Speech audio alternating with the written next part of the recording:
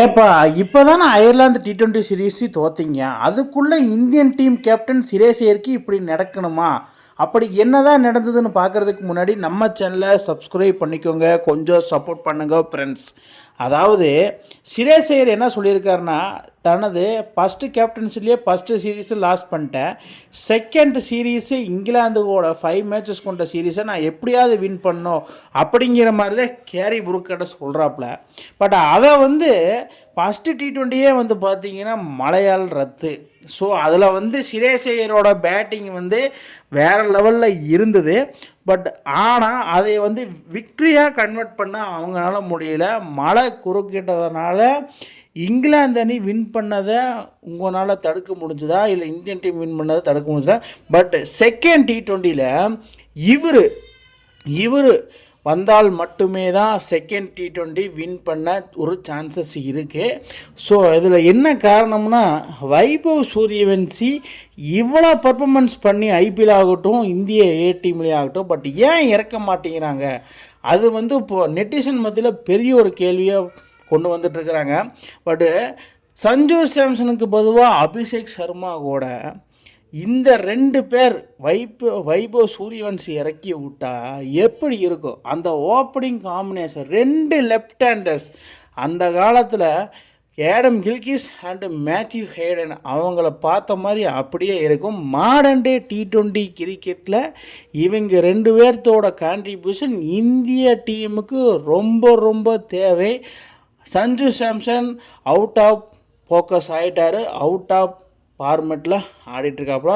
இப்போ ரீசெண்ட் டேஸில் out of form 3 மேட்சஸில் 10 ரன் கூட தாண்டல. இவங்க 2 பேர் நல்லாயிருக்கும். அதை தான் கௌதம் கம்பீர் சுரேஷ் ஐயர்கிட்ட, என்னப்பா வைபவ் சூரியவன்சிக்கு டைம் வந்துருச்சா, ஸோ அவரை இறக்கிடலாமா அப்படிங்கிற மாதிரி கேட்டிருக்காப்புல.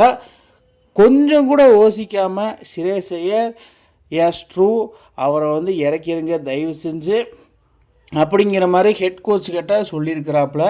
ஸோ சுரேஷ் ஐயர் மனசில் என்னென்னா, ஒரு ஓப்பனிங்கு பவர் பிளேயில் நல்ல ஒரு பவர் பிளே ரன் ஸ்கோர்ஸ் வந்ததுன்னா பின்னாடி மிடில் ஆடுற திலக் வர்மாவும் சுரேஷ் ஐயர் 2 பேர் இறங்கி கடைசி வரைக்கும் கொண்டு போய் சிவம் துபே நல்லா ஃபினிஷ் பண்ணார்னா ஒரு நல்ல டோட்டல் ஸ்கோராக இந்தியன் டீமுக்கு அமையும் அப்படிங்கிற மாதிரி ஒரு எண்ணத்தில் ஸ்ட்ரெயிட்டாகவே க்ரீன் சிக்னல் காமிச்சிட்டாரு சுரேஷ் ஐயர். அந்த பையனை தயவு செஞ்சு இறக்கிடுங்க நெக்ஸ்ட் மேட்ச்சில், இல்லைன்னா நம்ம தோல்வியில் தழுவுறது உறுதி அப்படிங்கிற மாதிரி கௌதம் கம்பீர்கிட்ட சொல்லியிருக்காராம். கௌதம் கம்பீரும் சரி, right time right to choice. So அதனால் வைபவ் சூரியவன்சியை களமிறக்கிடலாம்.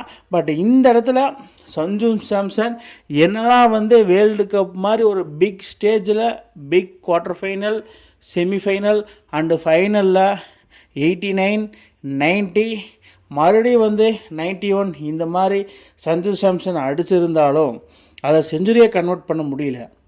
பட் வைபவ் சூரியவன்சிக்கு ஒரு சான்சஸ் கொடுத்துடலாம். ஏன்னா நல்ல பிளேயர், நல்ல ஸ்ட்ராட்டஜி தான். பட் சம்டைம்ஸ் அது ஒரு பெட்டர் பிளேயராக மாற முடியாது. வேர்ல்டு கப் மாதிரி பிக் ஸ்டேஜில் அடித்தவர், பட் டோர்னமெண்ட்டில் அடிக்க முடியல அவர்னால. சீரியஸ் மேட்ச்சு மெயின் இம்பார்ட்டன்ஸ் கொடுக்கணும்.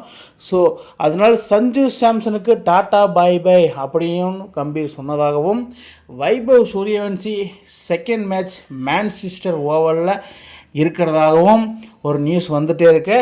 கண்டிப்பாக நாளைக்கு மேட்சஸில் வைபவ் சூரியவன்சி இடம்பெற அதிக வாய்ப்பு இருக்கிறதா சொல்லிட்டு வராங்க.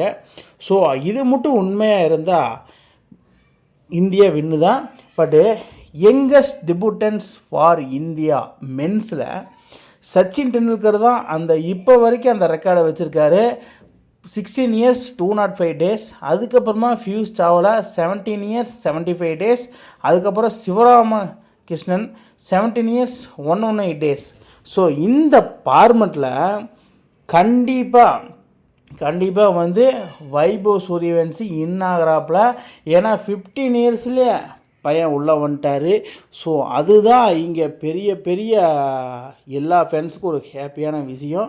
சச்சின்கிட்ட கண்டிப்பாக பேசியிருப்பாங்க, உங்கள் ரெக்கார்டை ஒரு பையன் பீட் பண்ண வர்றான் இன்டர்நேஷ்னல் கிரிக்கெட்டை பொறுத்த மட்டும் அப்படின்னு சச்சின் யோசிக்காமல் உள்ளே களமிறக்கிறீங்க. ஏன்னா பர்ஃபார்ம் வந்து பண்ணுறது அவ்வளோ சாதாரணமாக இல்லை. ஒரு சின்ன பையன் இந்தளவுக்கு வளர்ந்துருக்கானா அவனை உள்ளே இறக்கியே ஆகணும் அப்படிங்கிற மாதிரி சொல்லியிருப்பாருன்னு நினைக்கிறேன். But Vaibhav Sooryavanshi second T20 கண்டிப்பாக இருக்க போகிறோன்னா கௌதம் கம்பீர் சொல்லியிருக்காரு, ஸ்ரேயஸ் ஐயரும் கேப்டனாக சொல்லியிருக்காரு. அவர் வந்தால் என்னெல்லாம் நடக்கும் T20 செகண்ட் T20 நீங்கள் கமெண்ட் பாக்ஸில் கமெண்ட் பண்ணுங்கள் மக்களே. இந்த மாதிரி இன்ட்ரெஸ்டிங் கிரிக்கெட் வீடியோவை தெரிஞ்சுக்க நம்ம சேனலை சப்ஸ்கிரைப் பண்ணுங்கள், லைக் அண்ட் கமெண்ட் பண்ணுங்கள்.